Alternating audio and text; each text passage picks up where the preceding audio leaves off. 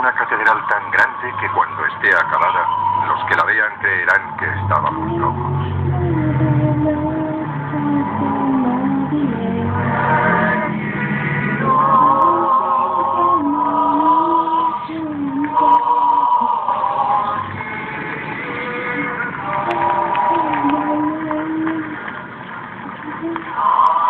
Año 1573, día de la Ascensión.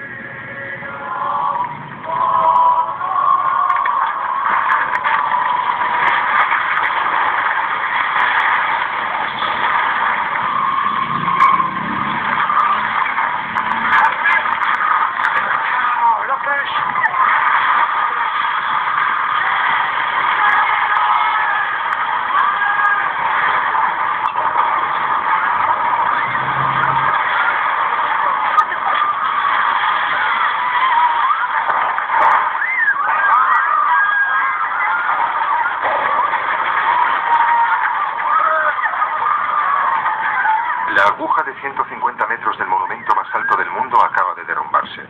La catástrofe no ha provocado ninguna víctima. La procesión acababa de salir y en el interior no quedaba nadie. ¿Milagro? Posiblemente.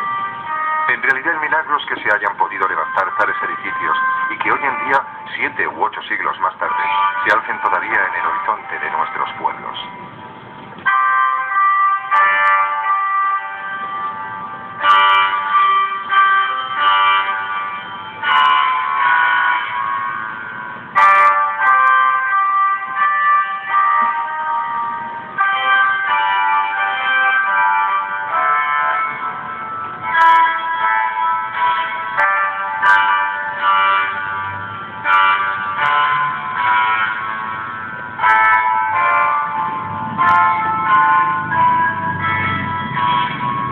La extraordinaria empresa que representó la construcción de grandes catedrales góticas nació en Île-de-France, la región parisina, la más rica de Occidente por aquel entonces.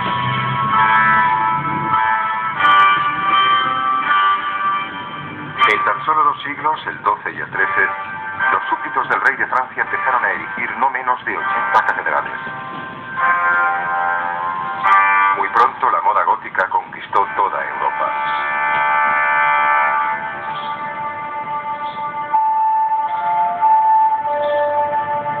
Primero Inglaterra, Flandes, Alemania. Más tarde desde España hasta Polonia y desde Suecia hasta Chipre. ¿A qué se debía esta fiebre constructiva? El fenómeno tuvo su origen en la época del Románico. Hacia el año 1000, Francia salía de un siglo de oscurantismo debido al derrocamiento del poder real. Fue una época de sangre, fuego y lágrimas, de incesantes guerras feudales.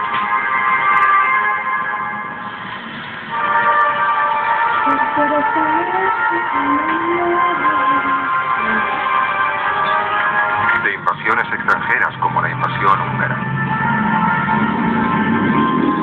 que trajo consigo la desorganización de la producción agrícola, la hambruna, las epidemias y la disminución de una población desconcertada porque el Todopoderoso permitiera tanta barbarie.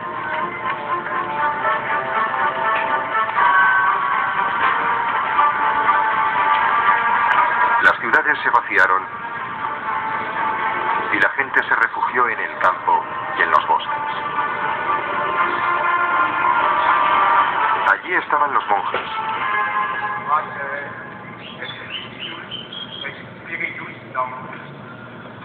El arte románico nació de una actitud implorante ante Dios, para pedirle misericordia y motivos de esperanza. Y surgieron pueblos en torno a los monasterios. La nueva dinastía de los Capetos trataba de restablecer la paz y la estabilidad.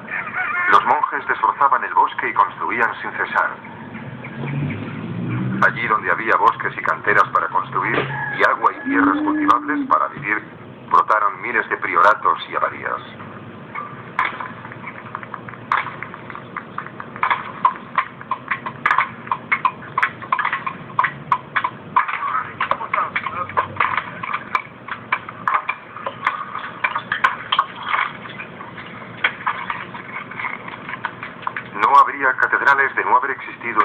así en la construcción de la época románica.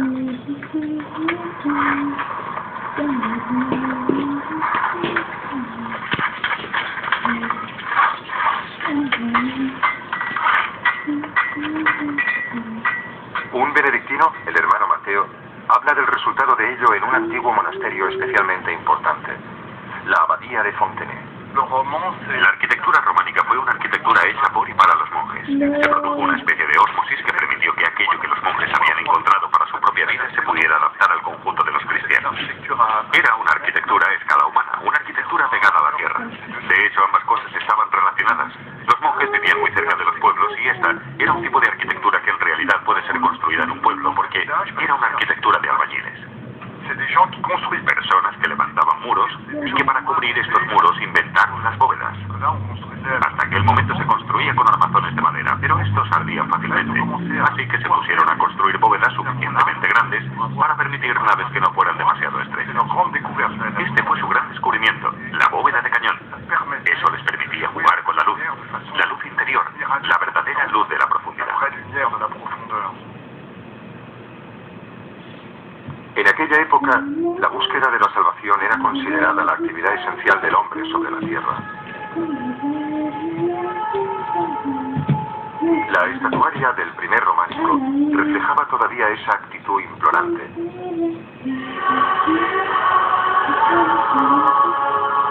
Determinada por una miríada de demonios que atemorizaban a los pecadores con los horrores del infierno.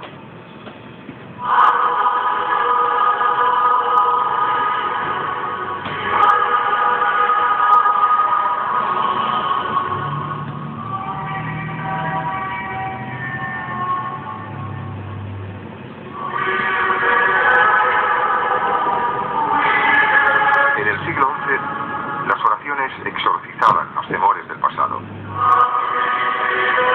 En el pórtico de Vézelay se representa a un Cristo acogedor que invita a sus apóstoles a difundir la palabra divina para que la sufrida humanidad sepa que Dios le abre las puertas.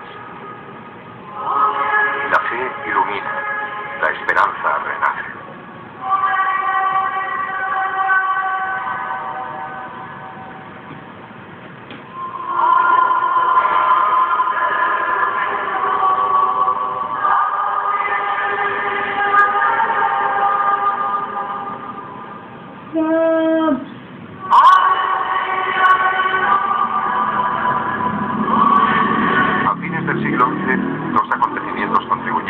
La faz del mundo y permitieron la eclosión de la era de las catedrales, la reforma del Papa Gregorio VII y las cruzadas.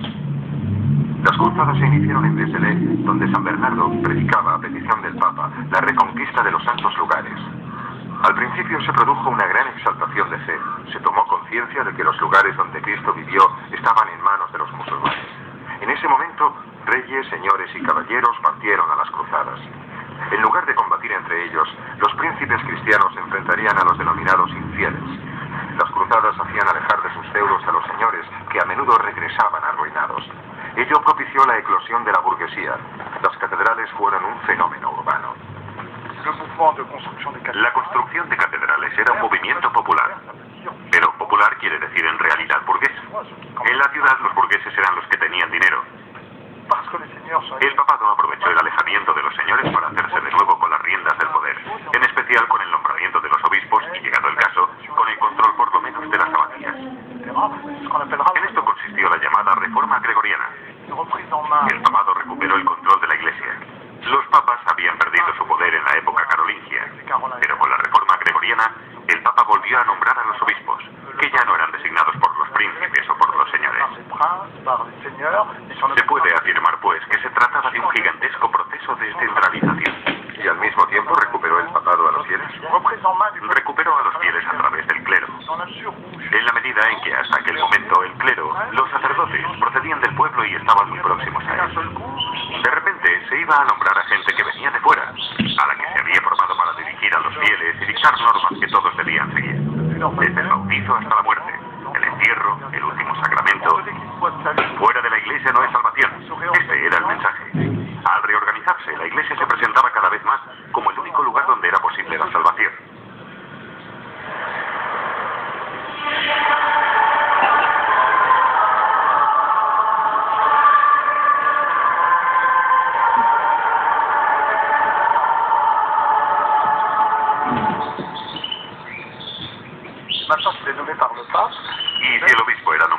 Papa, se podría decir que poseía el aura espiritual del Papa. Por lo tanto, tendría más autoridad sobre la gente.